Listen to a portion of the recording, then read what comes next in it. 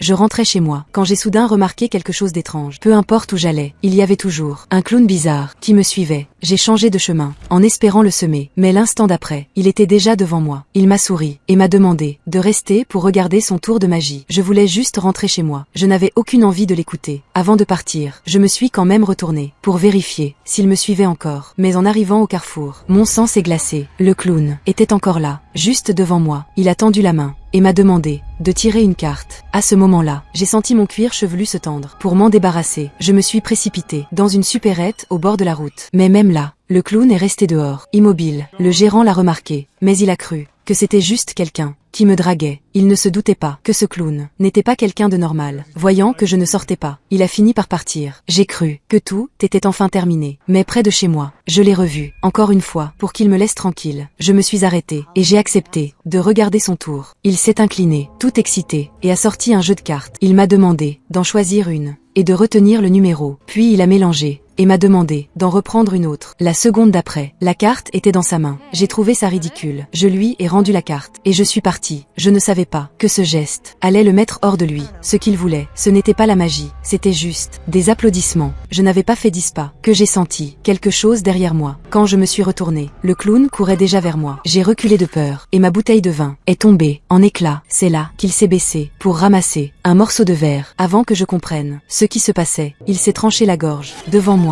La seconde d'après, j'étais couverte de sang. Je n'aurais jamais imaginé qu'il irait jusque-là. Mais le pire, c'est que juste après, il s'est relevé, comme si de rien n'était, et il m'a offert un numéro 2, résurrection. À cet instant, j'ai complètement paniqué. Je me suis retournée, et j'ai couru de toutes mes forces.